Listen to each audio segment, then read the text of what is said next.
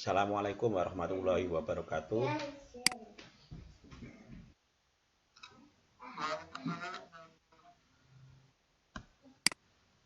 Oke, para mahasiswa yang berbahagia, selamat malam. Di malam hari ini kita bertemu lagi dalam mata kuliah statistik. Pada kesempatan kali ini kita akan melanjutkan materi. Terakhir kita sudah berbicara tentang menghitung tentang normalitas data dengan menggunakan SPSS. Nah, selanjutnya di malam hari ini kita akan lanjutkan dengan materi terkait dengan linearitas data. Ya, jadi kita akan berbicara tentang linearitas data. Jadi, kalau dalam penelitian itu ada beberapa syarat yang kita gunakan untuk melanjutkan ke uji hipotesis. Kalau kita bicara tentang korelasi atau asosiasi, maka ada prasyarat. Prasyaratnya ada dua, yaitu normalitas dan linearitas. Kalau kita untuk uji komparasi atau komparatif, maka yang kita gunakan adalah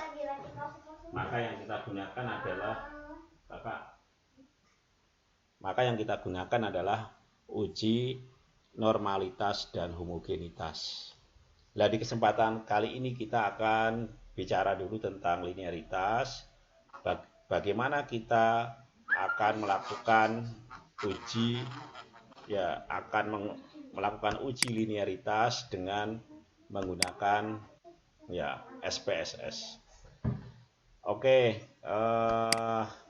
saya mute dulu semua partisipan agar kegiatan malam hari ini lebih hikmat. Selanjutnya saya akan share konten terkait bagaimana kita akan melakukan uji linearitas dengan menggunakan SPSS. Oke, kita share konten, kita akan share screen.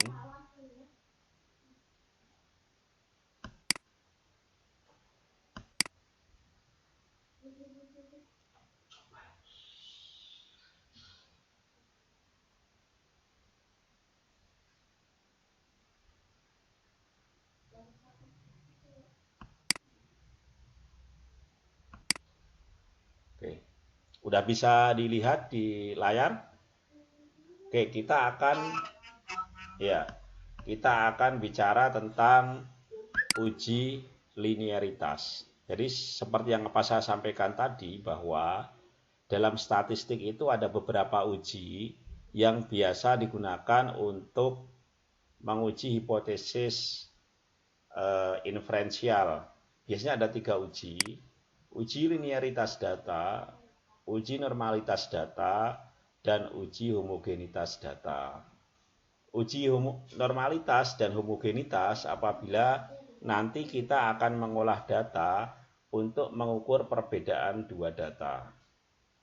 Nah, kalau untuk uji linearitas ini nanti terkait dengan penelitian korelatif atau asosiatif, maka dibutuhkan uji linearitas data.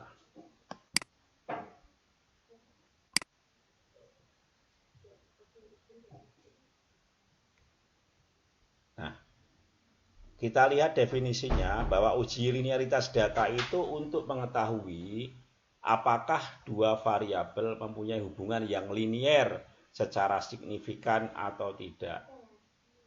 Karena kalau dalam korelasi atau asosiasi seharusnya terdapat hubungan yang linier antara variabel X dengan variabel Z.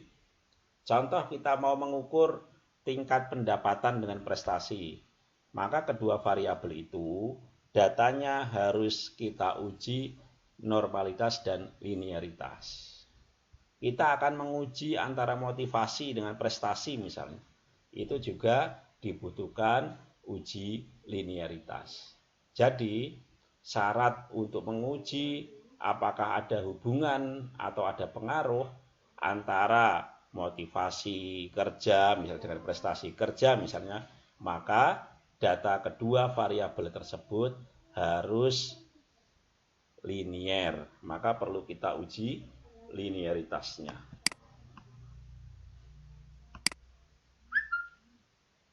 Nah, ketika kita melakukan uji linearitas data itu ada dua cara, ya, ada dua cara mengambil keputusan.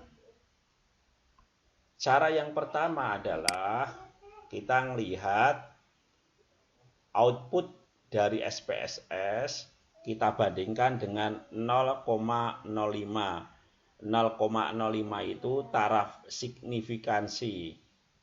Artinya 5%. Berarti riset kita itu nilai kebenarannya adalah 95% atau peluang errornya hanya 5%. Maka 0,05.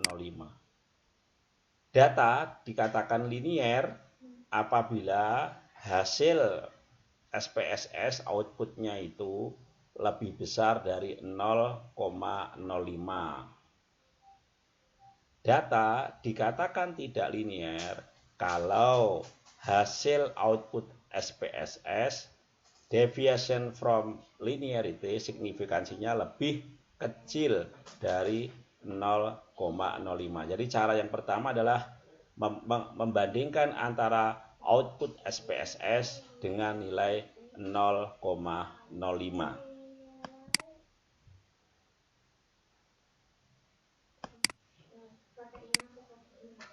Cara yang kedua adalah membandingkan nilai F hitung dengan F tabel. Jika F hitung itu nanti juga output dari SPSS ya, lebih kecil dari F tabel, maka data linier. Sekali lagi, kalau F hitung lebih kecil dari F tabel, maka data linier. Berarti begitu sebaliknya, jika F hitung lebih besar daripada F tabel, maka tidak ada hubungan yang linier. Oke, sekali lagi, kalau F hitung lebih kecil F tabel, maka data linier. Kalau F hitung lebih besar dari F tabel, maka data tidak linier. Itu cara pengambilan keputusan.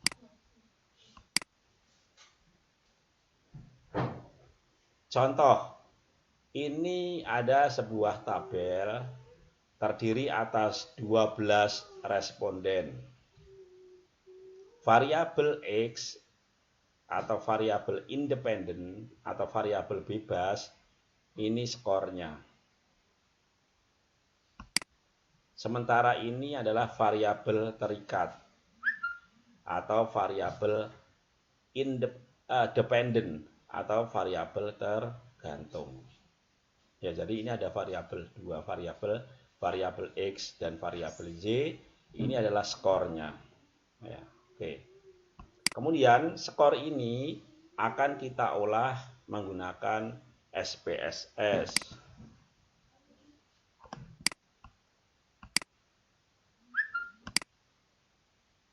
Nah, langkah-langkahnya adalah ya, langkah-langkahnya. Oke, ini adalah langkah-langkah. Buka program SPSS, kemudian klik variable view. Bagi yang sudah mendownload pasti ada. Selanjutnya pada bagian name tulis saja motivasi. Kemudian prestasi, name, ini motivasi, ini prestasi. Kemudian desimalnya ini 0, ini 0. Labelnya motivasi belajar, prestasi belajar. Oke, kemudian measure-nya scale. Ya, oke. Jadi itu langkah pertamanya itu. Kemudian kita lanjut. Nah, nanti di SPSS itu ada seperti ini. Ini tadi 12 respondennya, ini skor motivasinya, ini skor prestasinya. Ini di data view ya. Otomatis kalau udah kita destinasikan di sini nanti sudah ada angka-angkanya. Nah, kemudian setelah itu kita klik analyze. Setelah diklik analyze, klik compare means. Kemudian klik means. Ulang lagi, klik analyze, klik compare means, klik means. Oke, kita lanjut. Kemudian destinasikan variabel di sini. Prestasi belajar itu ada di dependent list atau variabel terikat atau variabel tergantung. Kemudian motivasi itu ada di bawah di sini di independent list atau variabel bebas atau variabel yang mempengaruhi. Oke. Kita lanjut.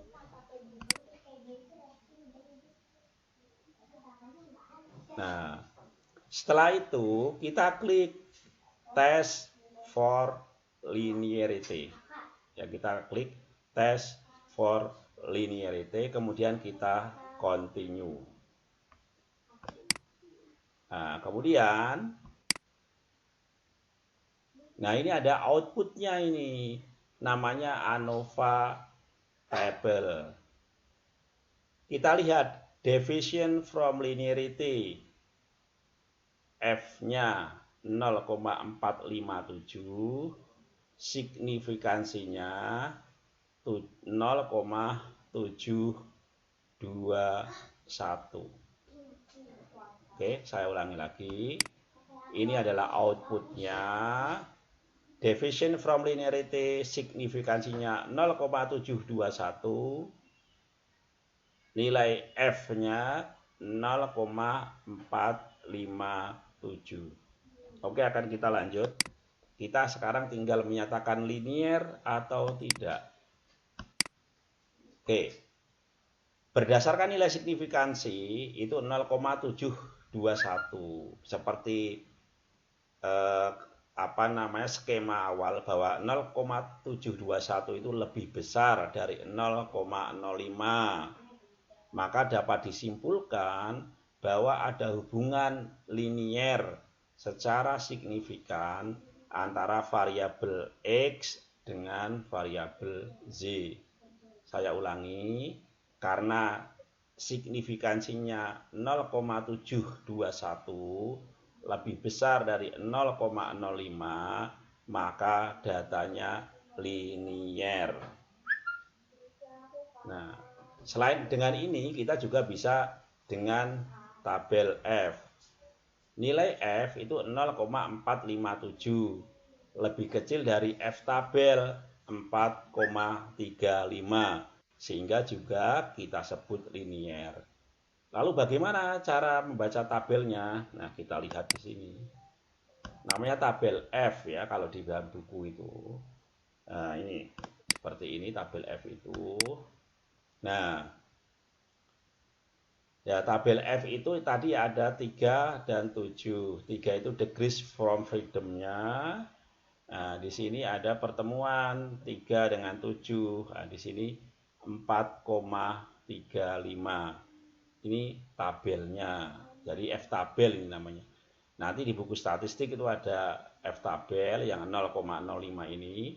Bisa kita bandingkan dengan F tabel luaran SPSS. Kalau F tabelnya lebih besar, justru data tidak linier.